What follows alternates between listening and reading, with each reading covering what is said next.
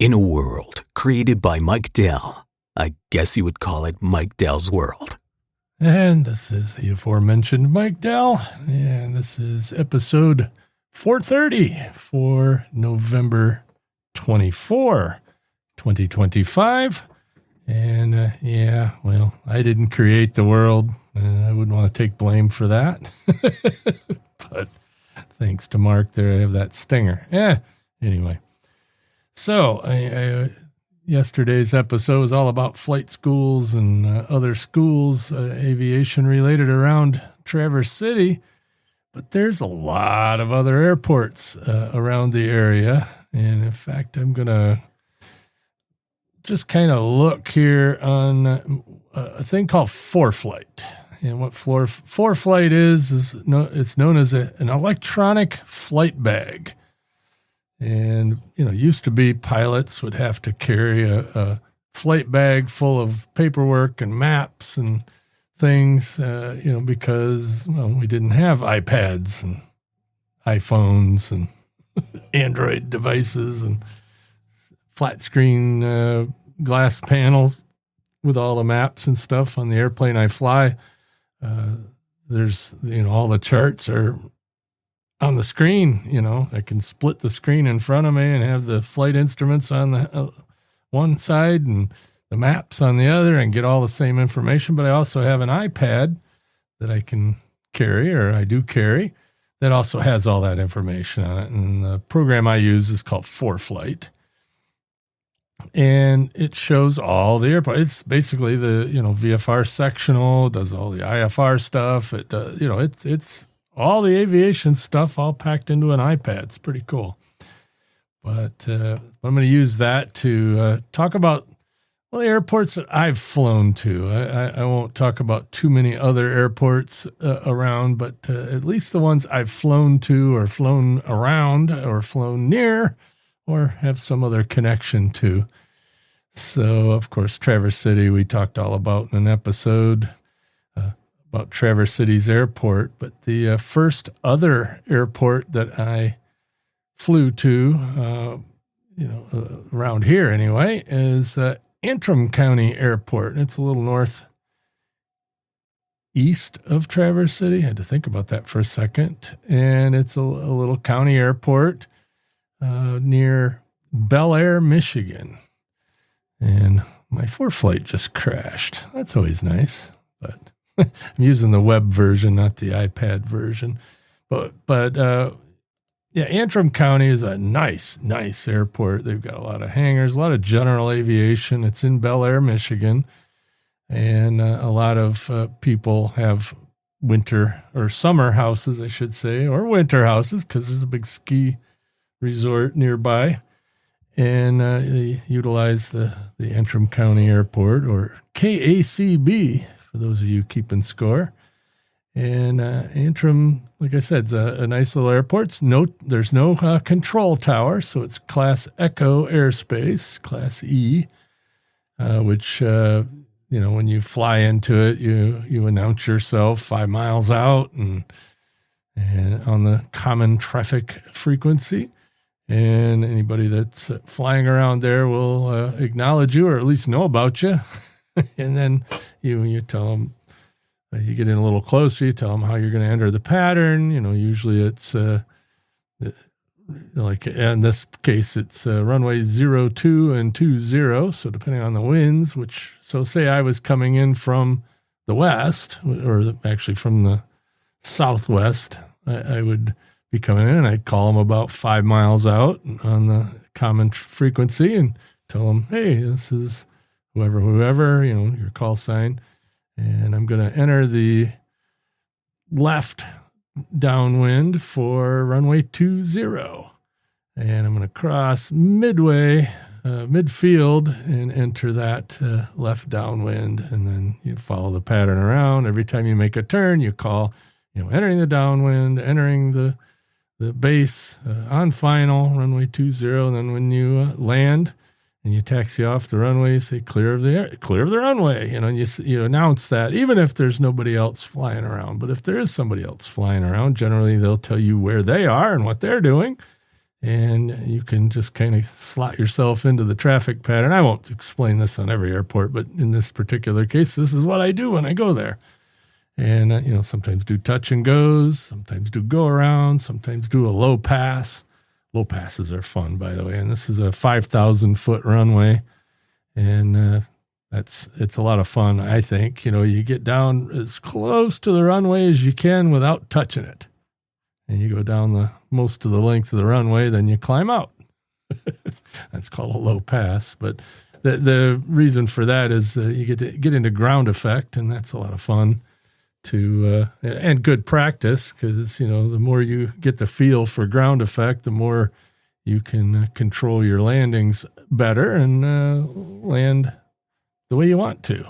Whether short field or normal landing or a soft field landing. So you're going to land on grass or mud or snow or whatever. You do the soft field technique, and like I said, getting used to ground effect and experiencing that is a really good way to get that muscle memory. So that's mainly what I've done at Antrim is, like I said, do touch and goes or do, land and taxi back for short field or short field or soft field technique landings and low passes. So anyway, but that's Antrim. Antrim's got a really nice, I guess it's not really an FBO, but I guess that's kind of what they call it. They sell gas there and got a nice lounge for you to lounge around in and bathrooms and whatnot. Just a good place to stop off and do your aviation stuff. But that's the one that I've been to the most. And that's, literally 15 minutes, 10 minutes away from Traverse City. It gets us out of the Class Delta at Traverse City where the control tower is. And just makes it a little easier when it's not busy at Antrim. If it's busy, at an uncontrolled airport, it's better to go somewhere else. And, well, since we're going that direction, a little further north, and I haven't been to a lot of these airports. There's one in Charlevoix. There's one in Boyne City. What's that one? I always forget the name of that. Harbor Springs. But the one that I've been to further north is up by the tip of the lower peninsula, pretty close to the Mackinac Bridge, is Pellston. And Pellston's actually kind of a biggish airport for an uncontrolled field. They actually have airliners flying in there. Delta, I think, has 2 flights a day in and out of there. I think I talked about that previously. But Pellston's kind of a neat little, not little airport, but a little, little-ish airport. And one of the runways is 6,500 feet, and another one is 5,400 feet. And they have the distinction of having a restaurant on the field. So a lot of people go up to Pellston specifically to go to the restaurant there. And, that's kind of the $100 hamburger destination. And the $100 hamburger usually costs more than $100, but it's still pretty cool. Back to Charlevoix, which is a little further south of Pellston and along the shoreline. Charlevoix has the distinction of having a little airline there. I don't know if it's an airline, more of a charter thing, but Island Airways, which goes out to Beaver Island. So the Wilkie Airport on Beaver Island. There's actually 2 airports on Beaver Island. The Beaver Island Airport. And then there's Wilkie, which is owned by Paul Wilkie and the guy that runs Island Airways. So I don't know anybody that actually uses the one, the regular Beaver Island Airport. I guess probably because they do have fuel there, and they are lighted. So is Wilkie. But the Beaver Island Airport, the proper airport, has 3 runways. 4,300 feet's the longest one, and then they got 2 shorter ones that are grass. But their asphalt runway is like I said, almost 4,300 feet. And then just a couple miles away, or a mile away maybe, is Wilkie. And Wilkie has one asphalt runway that's 2,500 feet and a grass runway that's 3,500 feet. So the grass runway is longer. I wonder which one the Islanders come in on. Anyway, I've not been to either of those. I have been over Charlevoix Airport. I have not landed there. Another airport in the area is the Gaylord. Grayling Airport is an Army airport, or Grayling Army Airfield, but I have not landed there. You can go there. It's a public use airport, but it's got a Class Delta, control tower and all that. So I haven't been there yet. At some point I might check it out, but it's owned by the U.S. Army. Grayling Army Airfield, but again, it's a public use airport in the town of Grayling, Michigan, not on the base, which is south of town. Kind of an interesting setup there, I thought. But the one I've been to is Gaylord Airport. That's 15 miles north of Grayling. Along I-75, kind of out in the middle of the state. And it's nice, except for there's a restricted area that's pretty close.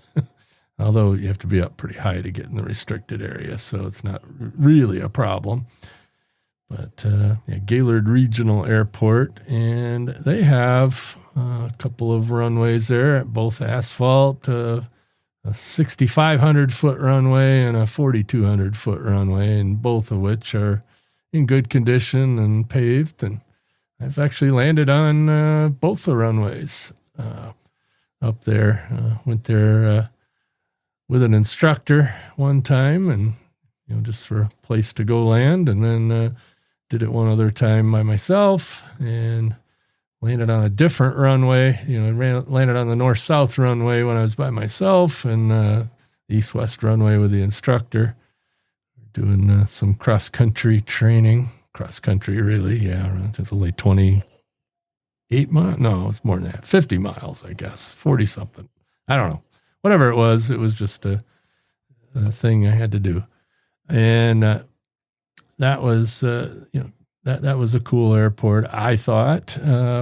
One of my favorite airports to play around with. The problem with this airport is if Traverse City's airliners are running on 28, landing pointing towards the west when they land, they come awfully close to this airport. It's Kalkaska is the name of the airport. It's Kalkaska City Airport, and 20-ish miles east of Traverse City. But we went over there one time early morning, and I thought, I would try that out. And they've got a 3,500-foot runway that's only 75 feet wide, which gives you a whole different perspective than the 150-foot wide runways at Traverse City or the 100-foot wide runways, Antrim and Pellston. So 75 is pretty skinny, and it gives you a different sight picture.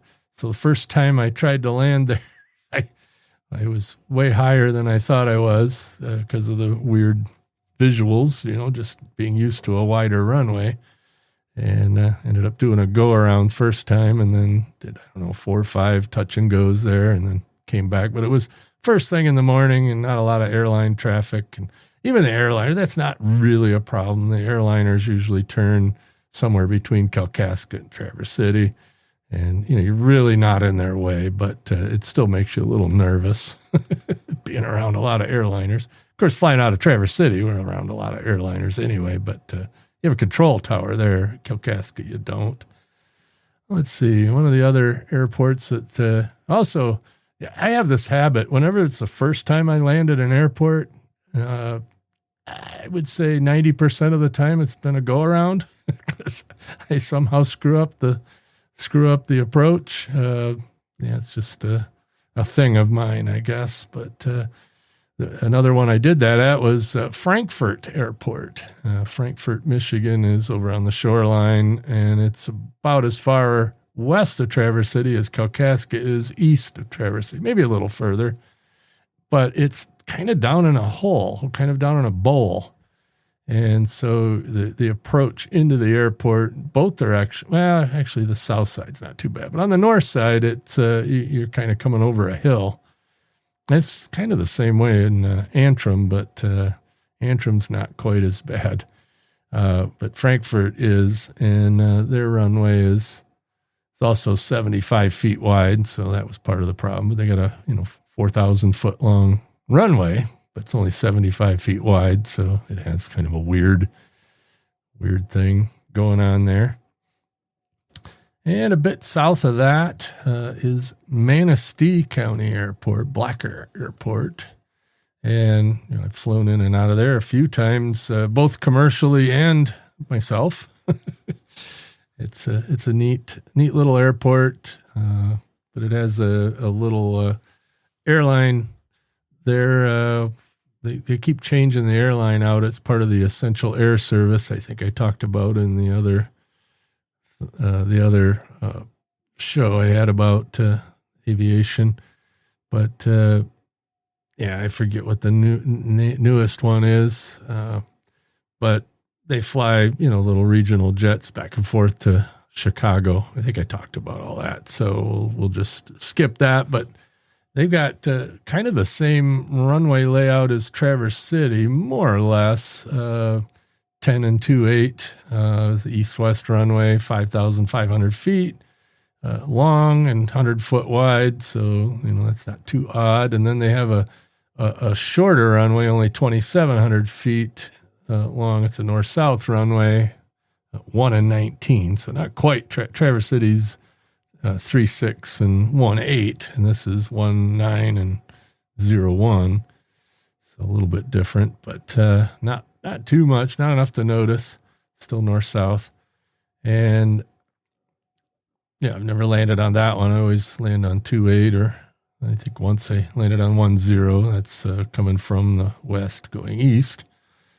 But been in and out of that one a fair number of times. And Cadillac, that's another one that's south of us. That's about, like I said, about an hour drive and, maybe 15, 20 minutes by air. And they've got, officially 2 runways, but really it's just one.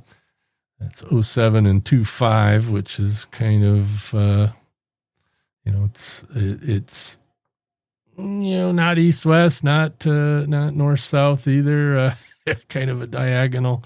And the weird part about that airport, the runway's 100, Wexford County. So the runway is 100 feet wide, so that's pretty standard for a non-towered airport. But the weird part is they have this little grass runway that's only 1,900 feet and 150 feet wide that was used for gliders. They had a big glider outfit there. And, when I talked about the schools yesterday, I was going to mention the glider school, but they ain't there anymore. It was a glider club that also gave instructions. And they pretty much exclusively use that north-south grass runway. Yeah, but they've since donated all their airplanes to, I think, Western Michigan University's aviation program and ceased operations in Cadillac, officially known as the Wexford County Airport. So those are, the main airports around here that I've flown into. I've also flown over a bunch of airports, because going places. We go up and do the bridge run. There's another airport on Mackinac Island, which I have not landed at. I think next summer I want to do that, land on the island and take a horse-drawn taxi cab into town and get some lunch. That'd be kind of fun. But that airport there is, the 3,500 foot runway, asphalt, kind of an east-west.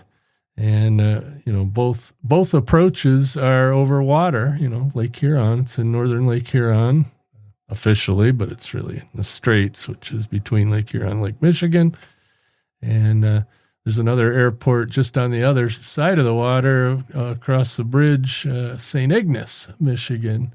I never landed there either, but we did, we do the bridge run once in a while. It's always fun to fly up there, and you fly up the east side of the bridge, and then fly kind of over St. Ignace, and then come back down the west side of the bridge, get all the stuff, or fly near the island. I usually fly up in between the island and the UP. I always like to get a little altitude when I'm flying over that much water. So we're usually up over 3,000, 3,500 feet, maybe 4,000, something like that. Just so that I got enough glide to get somewhere if something conks out. Same thing going over the bridge, or going across the Straits near the bridge. You don't fly right over it. I never have anyway. But so those two airports would be an option if need be. There's also another island airport on, it's spelled Bois Blanc, but everybody calls it Bablo. But there's an airport there. There's nobody that lives there. So I don't know how used the airport is, but it is paved and it's there. So, yeah. To go check that one out sometime. 3,500 foot, 75 foot wide runway. So it'll be another skinny one. But, that's kind of the major airports around here. When I was a kid, my dad used to fly out of Interlaken Airport, or officially known as Green Lake Airport. And that is a really small little airport. I think I did talk about that in another episode, but Green Lake, that's the one that has the sports fields on it, so they restrict you to flying out of there. But anyway, I did talk about that. And then there's another airport that I've driven by a lot, flown over it and whatever, but it's Lake Ann Airway Estates. And it's got a east-west grass runway. It used to have a north-south runway. I don't know what happened to that. But they're it's out by Lake Ann. If you guys have been with me since the beginning of podcasting, I used to live in Lake Ann, Michigan. And this is kind of out there. It's a little further out of Traverse City than the town of Lake Ann, and it's a private airport but public use. And what's funny is on the chart, it doesn't say the name of the airport.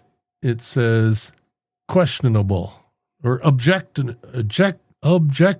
That's right. That's what it says over that airport. And I've asked a couple of people, what does that mean? And usually they just mean the runway is not maintained well or something. I don't know, but there's some houses on that airport. It's one of those, where you can buy a house there and build a hangar and whatever. I think all the lots are sold now, but it's a cool little airport. There used to be another airport, and it is still there technically, but it's a private airport called Miller Harold Airport, and that's used to be part of the Sugarloaf ski resort, which is up north of Cedar, Michigan, in Leelanau County. And they, I don't think that's available for public use anymore. Really, the only thing there is a golf course. So I don't know if there's still a thing. It's another kind of a cool airport up in Northport. I've been around it, just not been into it, mainly because it's a grass runway or grass runways.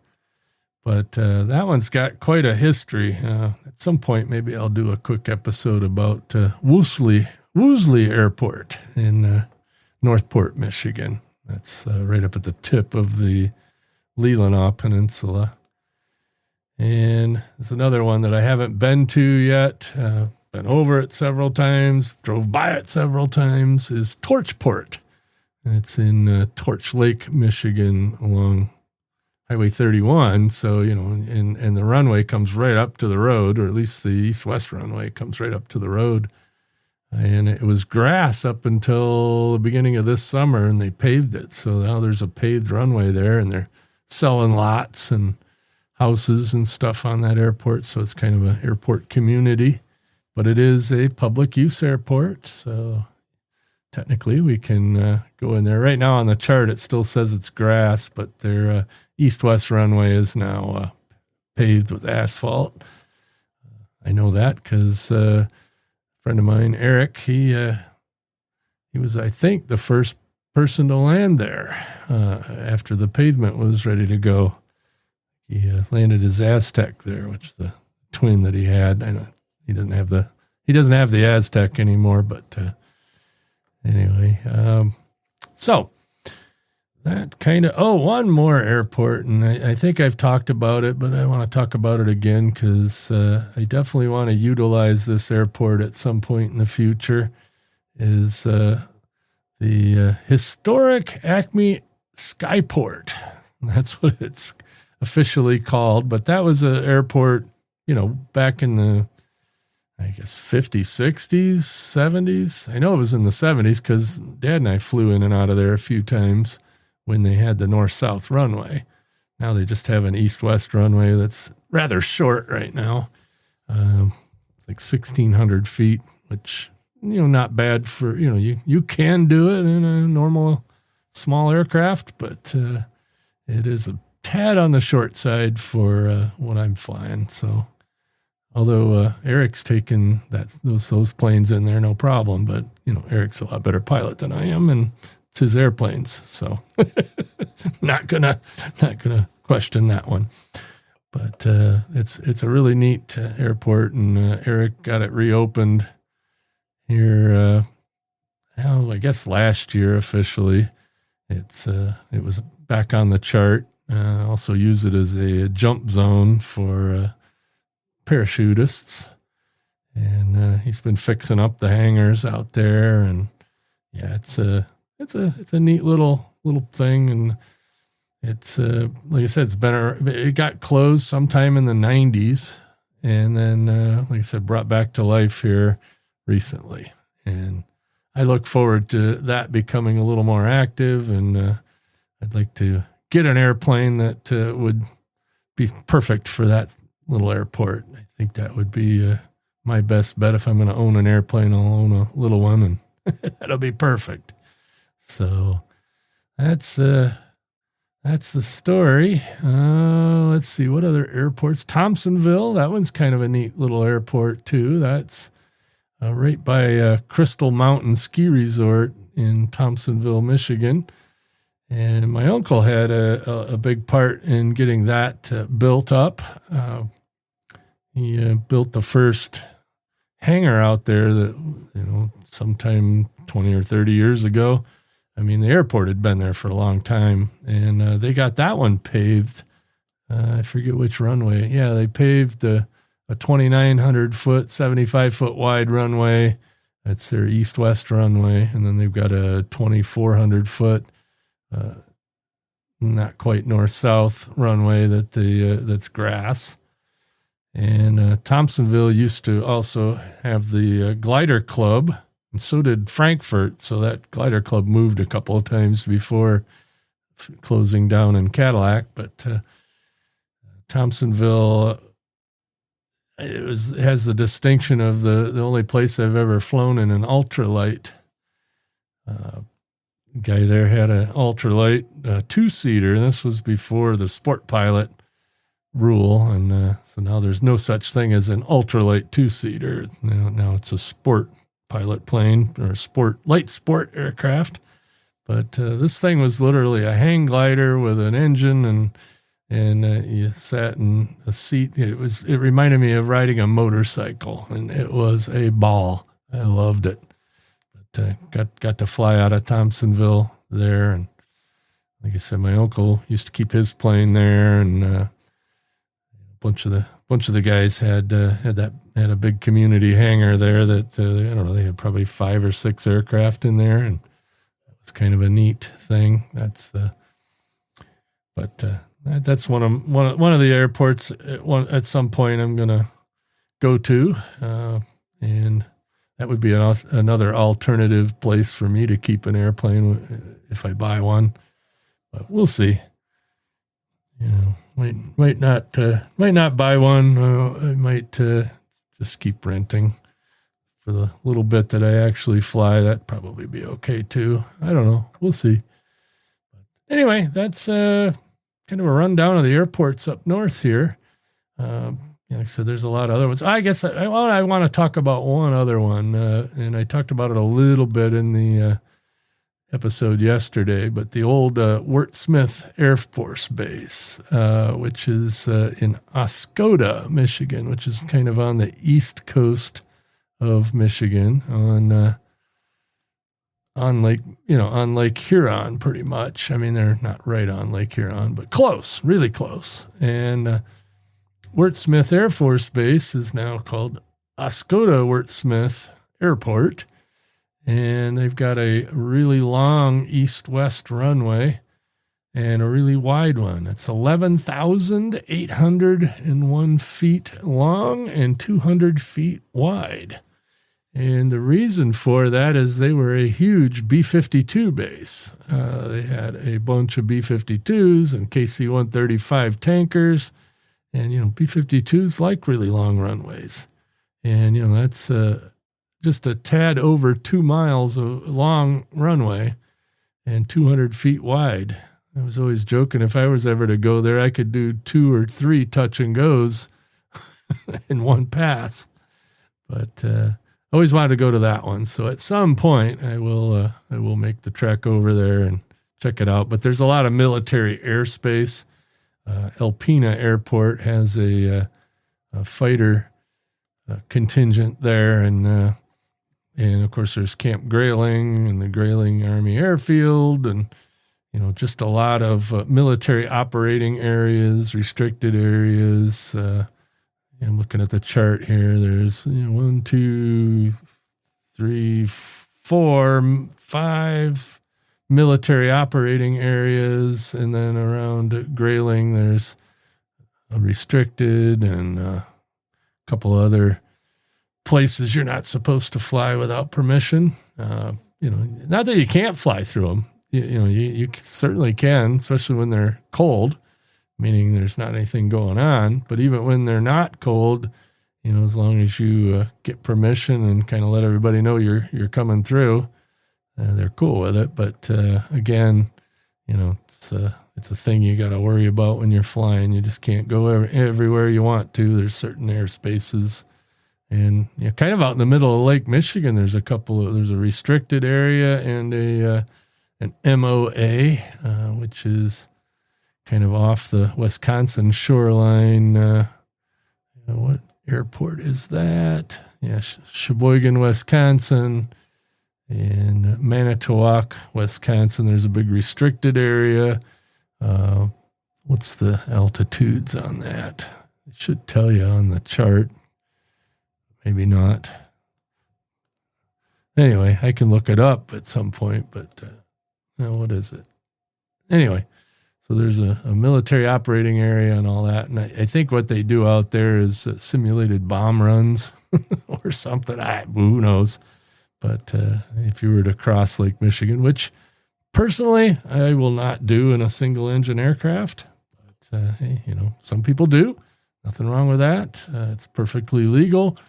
Although I just don't like to be over water where I can't glide to shore.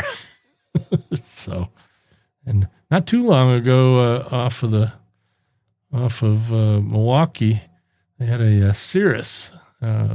Lost an engine. They were coming across Lake Michigan in the southern part of the lake, and of course the Cirrus has a parachute system, so nobody died, but they did go swimming, and the airplane, as far as I know, is still on the bottom of the lake, but Coast Guard got to them, and no problem there.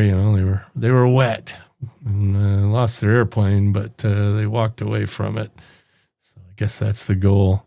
They always say a good landing is is one you can walk away from, and a really good landing is one that you can reuse the airplane. And I always like to go for the really good ones. So, and as they say, taking off is optional, landing is mandatory. All right, with all that, I think tomorrow, what is it I'm going to do tomorrow? I know I had something in mind. I've got it on my list. Oh, yeah. So tomorrow I'm going to do the Blizzard of 78, as I remember it as a newly minted 12-year-old. So catch you tomorrow.